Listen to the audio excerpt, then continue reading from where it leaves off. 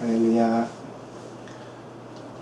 오늘 우리에게 주시는 하나님의 말씀은 요한복음 2장 13절에서 17절입니다. 요한복음 2장 13절에서 17절입니다. 봉독하겠습니다. 유대인의 유월절이 가까운지라 예수께서 예루살렘으로 올라가셨더니 성전 안에서 소와 양과 비둘기 파는 사람들과 돈 바꾸는 사람들이 앉아 있는 것을 보시고 노끈으로 채찍을 만드사 양이나 소를 다 성전에서 내쫓으시고 돈 바꾸는 사람들의 돈을 쏟으시며 상을 엎으시고 비둘기 파는 사람들에게 이르시되 이것을 여기서 가져가라.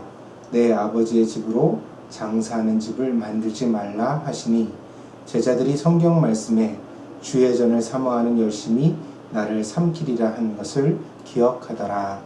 아멘. 잠시 기도하겠습니다. 자비로우신 주님, 오늘도 귀한 주일을 우리에게 허락하여 주시고 사랑하는 권속들이 함께 모여 예배드리며 함께 교제하게 하여 주시니 감사드립니다. 성도의 아름다운 교제가 하나님을 영화롭게 하는 줄 압니다. 오늘 예배 시간을 통하여 풍성한 하나님의 말씀의 은혜가 있게 하시고 또한 성도와 성도가 서로 사랑으로 교제하며 하나님을 기쁘시게 하는 하루가 될 수 있도록 하나님 축복하여 주시옵소서. 오늘도 귀한 말씀 가운데 저희를 인도하시기를 간절히 원하오며 모든 말씀 예수님의 이름으로 기도하였습니다. 아멘. 대부분의 사람들이 나이 먹는 것을 싫어합니다만 나이 들어간다는 것이 좋은 점도 있습니다. 그 중에서 제일 좋은 점은 경험이 쌓이고 마음이 단련되면서 점점 안정적인 사람이 되어간다는 것입니다. 놀라거나 당황하거나 불안해하는 경우가 점점 적어지고 모든 삶의 정황에서 웬만하면 평정심을 잃지 않는 여유가 생겨나게 됩니다. 그러나 이런 여유와 함께 우리 삶에 대한 태도에서 조금 무디어지는 면이 생겨나는 것도 없지 않습니다. 그 단적인 증거로 하루가 혹은 일주일이 한 달이 그리고 1년이 너무 빨리 지나가고 모든 삶의 정황에서 자기도 모르게 습관적으로 살아가는 그런 자기 자신을 발견하게 되기도 합니다. 그렇기 때문에 우리는 예전에 설레이던 가슴, 열정이 넘치던 시절을 그리워하게 되는지도 모르겠습니다. 사람들이 보통 청춘을 그리워한다고 말하지만 사실 우리가 그리워하는 실체는 젊은 몸이 아니라 젊은 마음이 아닐까 생각해 보았습니다. 작년 여름에 개봉했던 인천 상륙작전이라는 영화가 있습니다. 요즘은 볼 수 없는 그런 종류의 영화였습니다. 저의 어린 시절에 이런 군사적인 영화들이 유행을 했는데 대표적인 드라마가 이제 그 주말에 하는 드라마 중에서 아주 애타게 기다리면서 꼭 챙겨봤던 어린 시절의 드라마가 전우라는 것이 있었고요. 그 시절에는 그렇게 군인들의 이야기가 영화나 드라마로 참 많이 만들어졌습니다. 이 인천 상륙작전이라는 영화는 바로 제 어린 시절의 그런 반공주의를 담아낸 그런 현대적인 작품이 아닐까 그런 생각이 들었습니다.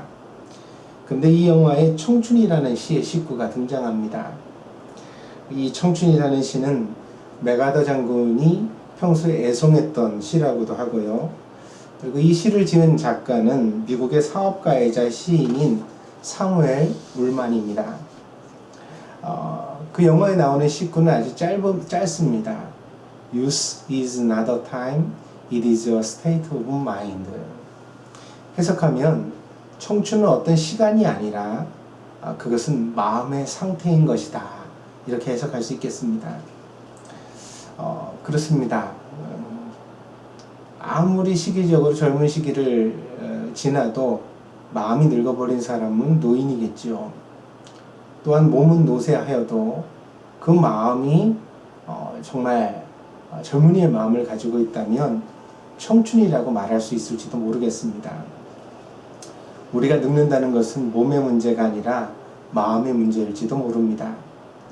우리가 열정을 잃어버리고 스스로 정체하거나 퇴보하며 어떤 것에도 더 이상 열심을 품지 못하는 것이야말로 늙음 혹은 낡음의 정체일 것입니다. 그래서 산다는 것은 마음이 살아야 비로소 사는 것이다. 마음이 살아있지 않으면 산다고 말할 수가 있겠는가? 마음이 죽어버린 사람은 모든 것을 부정적으로 바라보고 해보기도 전에 실망하며 모든 말과 생각이 안 된다, 불가능하다라는 언어로 가득 차 있습니다. 그들은 마치 불평하기 위해 태어난 사람들처럼 행동하는 것을 흔히 볼 수 있습니다. 그러나 마음이 살아있는 사람은 가장 비관적인 상황에서도 희망을 품고 발전을 위해 도전하는 것을 망설이지 않습니다. 그런 점에서 이 열심, 그러니까 살아있는 마음이죠. 사람의 마음 가운데 뭔가를 하고자 하는 그런 강력한 의지가 있는 마음 말입니다. 이런 열심은 바로 이 세상의 변화와 발전의 씨앗이라고 할 수 있겠습니다. 세상이 조금이라도 좋아진다면 그 원인은 바로 하나님께서 사람에게 열심이라는 특별한 마음을 부어주셨기 때문이라고 확신합니다. 오늘 우리가 읽었던 본문의 예수님을 한번 생각해 봅시다. 당시의 상황은 종교적 기득권과 부패의 카르텔이 아주 확고해졌던 시기였습니다. 그것은 갑자기 어제 오늘에 생겨난 것이 아니라 이스라엘의 역사 속에서 아주 서서히 진행된 현상입니다. 그리고 이렇게 서서히 진행되었던 어떤 부패적인 상황이 이스라엘이 로마의 식민지가 되면서 오히려 더욱더 견고하게 짜여진 그런 현실이 되었습니다.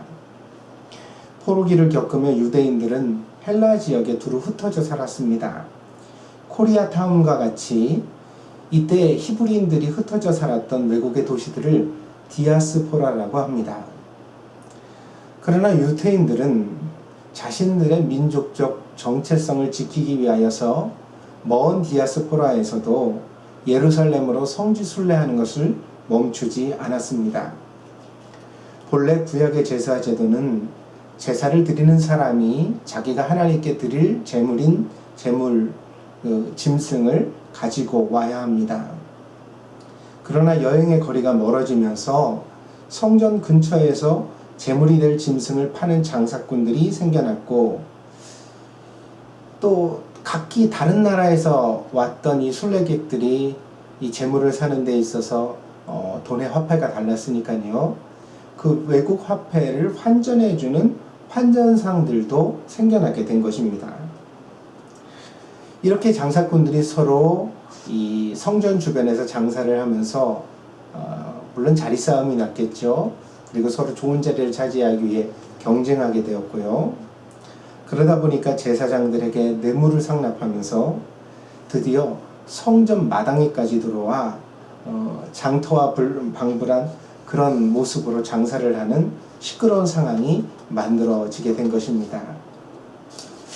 이렇게 상납된 돈은 피라미드와 같이 상부로 올라가서 이 종교적 고위층에게 모아졌을 뿐 아니라 이 예루살렘 성전의 그 제사장으로서 고위층에 있는 사람들은 로마의 관료들과 이렇게 들어온 그 상납금을, 뇌물을 서로 나누어 가졌습니다. 그러다 보니까 이 예루살렘 성전에 있는 제사장들은 그 종교인으로서의 기득권뿐 아니라 정치적인 특혜를 누릴 수 있었지요.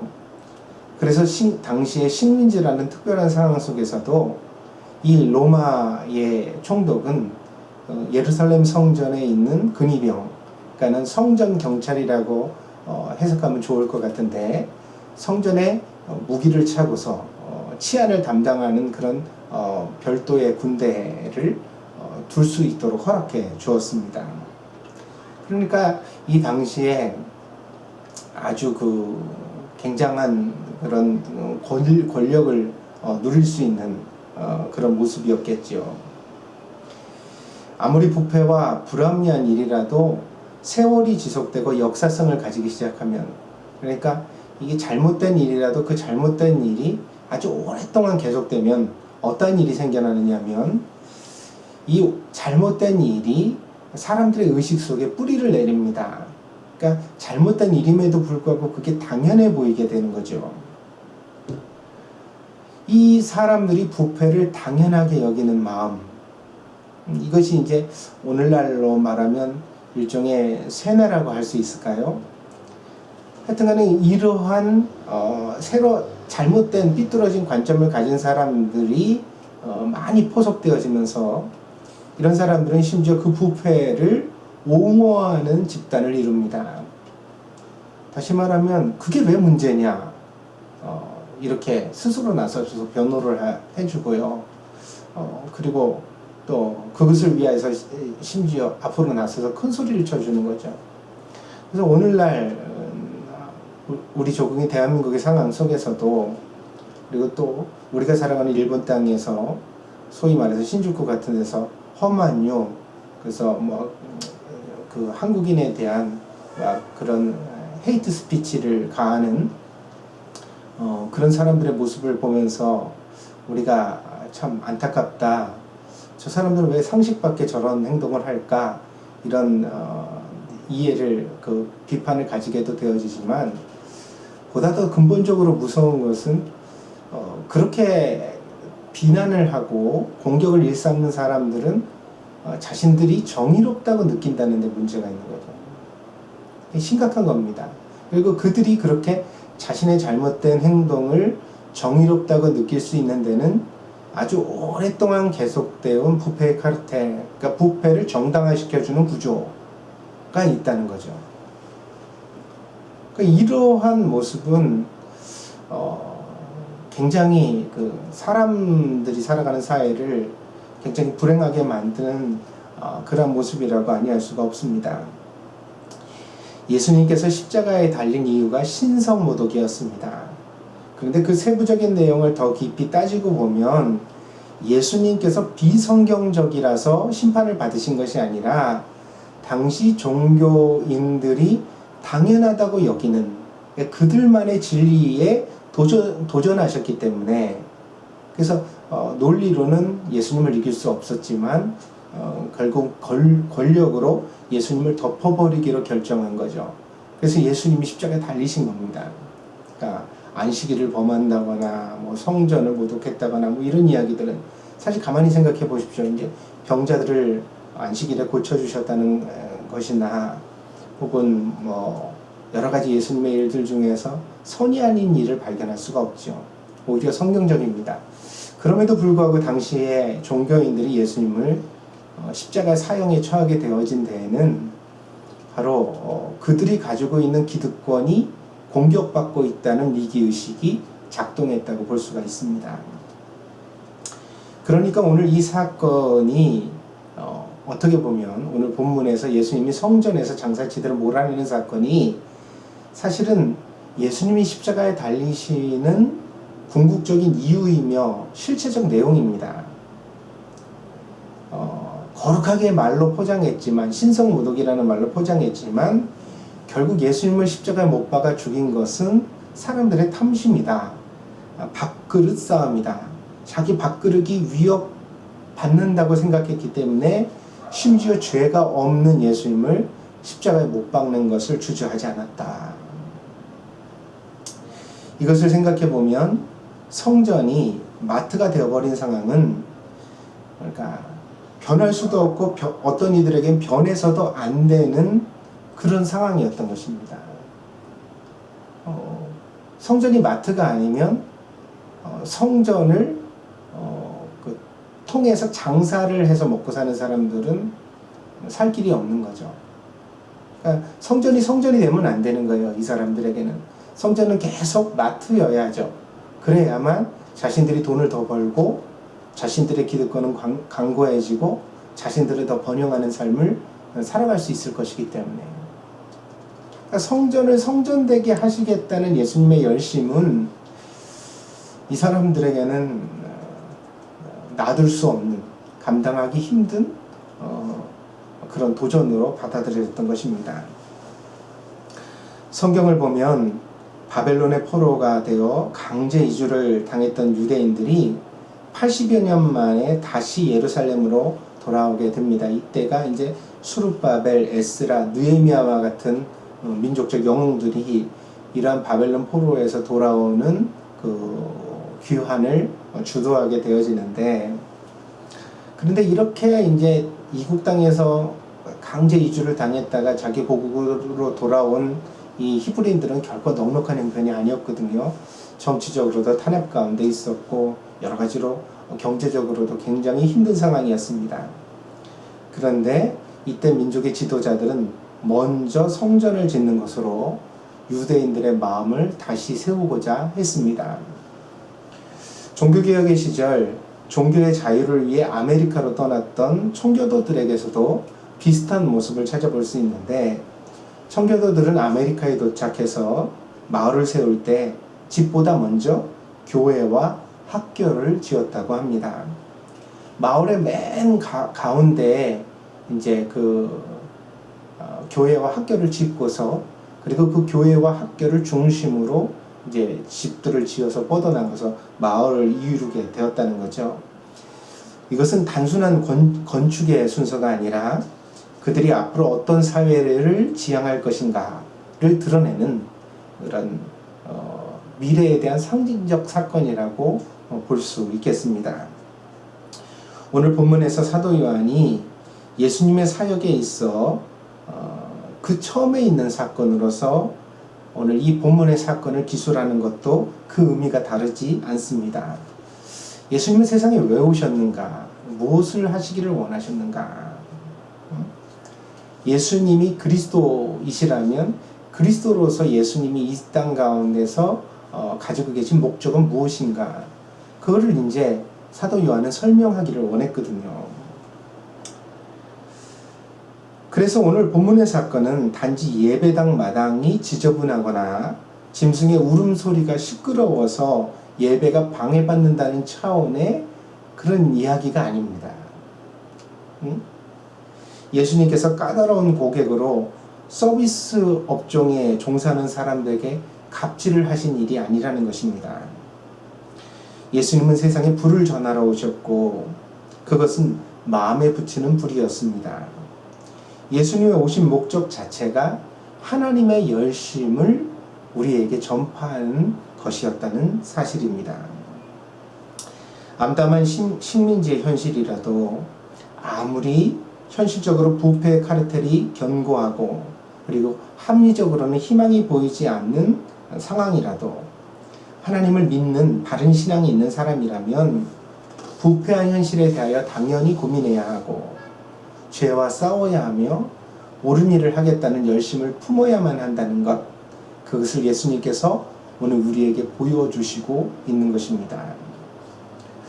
우리는 유대인도 아니고 우리가 살아가는 현실은 로마의 식민지도 아닙니다. 우리는 더 이상 동물을 희생시켜 제사드리지 않으며 우리의 예배당에는 돈을 환전해주는 환전상이 존재하지 않습니다. 그러나 우리와 본문의 말씀은 무관할 수 없습니다. 우리가 살아가는 현실에는 여전히 잘못된 문제들이 굉장히 많고 또 여전히 부패한 사람들의 연합, 부패의 카르텔이 작동하고 있습니다. 그럼에도 불구하고 우리 중에 어떤 이들은 이미 마음이 죽어버려서 그래서 자신을 이 부패한 세상에 적응시키고 잘못된 것을 보면서도 고민하지 않으며 그리고 잘못된 것과 싸워볼 엄두조차 내지 못하는 나약한 사람들이 너무 많습니다. 문제를 보아도 문제의식조차 갖지 못하는 사람들, 예수님은 본문을 통해 그런 사람들에게 나처럼 열심을 품어라, 잃어버린 열심을 되찾으라 말씀하시고 있는 것입니다. 여러분, 개미가 냇가를 건너는 법을 아십니까? 개미의 행진이 냇가를 만나면 선두에 있던 개미들은 용감하게 물로 뛰어들고 뒤에 있던 개미가 그 뒷다리를 물어 몸을 잡아줍니다. 그러나 물살은 언제나 개미의 예상보다 훨씬 더 거세고, 그래서 처음 물에 뛰어들었던 개미들은 그 물에 떠내려가기가 일쑤입니다. 이것이 끝이라면 개미의 행렬은 결코 냇가를 건너지 못할 것입니다. 그러나 다시 선두의 개미들이 또 강으로 뛰어들고, 이번에는 2마리가 그 다리를 물어 든든히 버팀목이 되려 합니다. 2마리가 부족하면 4마리가 나서고, 4마리가 부족하면 8마리가 뛰어들어 개미들은 마침내 몸으로 다리를 놓고 맙니다. 결국 개미의 행렬은 냇가를 건넙니다. 물에 떠내려간 개미들은 실패한 것일까요? 그렇지 않습니다. 그들의 열심이 있었기에, 그들의 용기가 있었기에 개미들은 불가능해 보이는 물을 마침내 건너게 되는 것입니다. 오늘 우리에게 필요한 것도 예수님과 같은 열심이 아닐까 합니다. 예수님은 나사렛 출신 목수의 아들, 노동자 예수일 뿐입니다. 그분은 아직 거대한 영향력도, 그리고 사람들의 인기도 받지 못하시고 있습니다. 그러나 예수님은 옳은 것과 그른 것에 대한 판단을 가지셨고, 불의한 것을 참지 않으셨습니다. 예수님은 유불리를 떠나지 않고, 유불리를 따지지 않고 하나님의 영광을 위해 나서고 말하고 행동하는 것을 주저하지 않으셨습니다. 예수님께서는 우리도 이런 열정을 품고 한평생을 살아가기를 원하십니다. 그것이 그리스도인의 인생입니다. 이것을 잊지 말고 여러분의 마음속에 뜨거운 마음을 품고 열심을 품고 하나님의 나라를 위하여 함께 걸어나갈 수 있는 그리스도인이 되어지기를 바랍니다. 하나님께서 오늘 이 설교를 듣는 저와 여러분에게 예수님의 열심을 주시기를 간절히 바랍니다. 기도하겠습니다. 하나님 감사합니다. 은혜 가운데 오늘 저희가 살아가고 있는 세상을 다시 바라보게 하여 주시고, 우리가 어떤 사람이 되어야 하는가 생각해 보게 하여 주시니 감사드립니다. 예수님은 우리를 어두운 세상의 빛이라 하셨고, 그리고 부패한 세상 가운데 소금이라고 하셨습니다. 예수님은 오늘 우리가 예수님처럼 열심을 품어야 한다고, 그래서 잘못된 것을 잘못됐다고 말할 수 있는 사람이 되어야만 한다고 가르쳐 주십니다. 예수님, 오늘 이 말씀을 들으며 우리의 가슴이 뜨거워지지만, 그러나 또 불리한 현실에 돌아가면 용기를 잃어버리고 나약해지는 저희들이 될지도 모릅니다. 그럼에도 불구하고 예수님께서 함께 해주시기를 원합니다. 용기를 주시기를 원합니다. 예수님처럼 우리도 살아볼 수 있도록, 열심 있는 사람이 될 수 있도록, 마음이 죽어버린 사람이 아니라 마음이 살아있는 사람이 될 수 있도록 우리를 이끌어 주시기를 원합니다. 예수님, 오늘 저희들에게 예수님의 열심을 허락하여 주시옵소서. 함께 하시기를 간절히 원하오며 모든 말씀 예수님의 이름으로 기도하였습니다. 아멘. 감사합니다.